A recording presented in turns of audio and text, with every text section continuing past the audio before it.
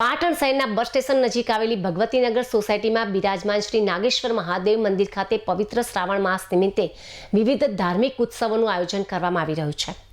શ્રાવણ માસ દરમિયાન ભગવાન શિવજીને વિવિધ પ્રકારની આકર્ષક આંગી રચના કરવામાં આવી રહી છે। શ્રાવણ માસના બીજા સોમવારના પાવન દિવસે શ્રી નાગેશ્વર મહાદેવને વિવિધ પ્રકારના તાજા શાકભાજીઓ અને ફળોથી સુંદર આંગી કરવામાં આવી હતી। આ અનોખી આંગીના યજમાન બનવાનો લાહવો સુનિલભાઈ કનુભાઈ ઠક્કર પરિવાર દ્વારા લેવામાં આવ્યો હતો। આંગીના દર્શન માટે મોટી સંખ્યામાં શિવ ભક્તો મંદિર પરિસરમાં ઉમટી પડ્યા હતા। સમગ્ર મંદિર પરિસર હર હર મહાદેવના નાદથી ગુંજી ઉઠ્યું હતું અને ભક્તિમય વાતાવરણ સર્જાયું હતું।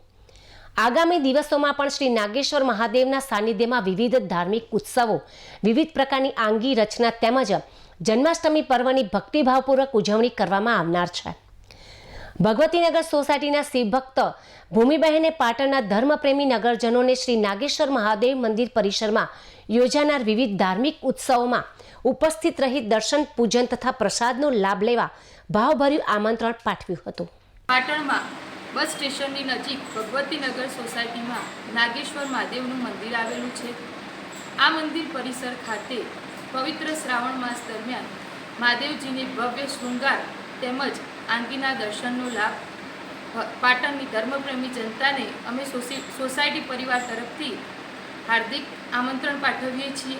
અહીંયા પવિત્ર શ્રાવણ માસ નિમિત્તે મહાદેવજીને દરરોજ વિવિધ પ્રકારના શૃંગાર કરવામાં આવે છે તેમજ શ્રાવણ માસના 4 સોમવાર દરમિયાન તેમજ અમાસના દિવસે ભવ્ય આંગીનું આયોજન કરેલું છે। આજે બીજા સોમવાર નિમિત્તે નાગેશ્વર મહાદેવ મંદિર ખાતે ફ્રૂટ અને શાકભાજીની આંગી કરવામાં આવેલી છે, જે આંગીની ભેટ સુનિલભાઈ કનુભાઈ ઠક્કર તરફથી અમને મળેલ છે।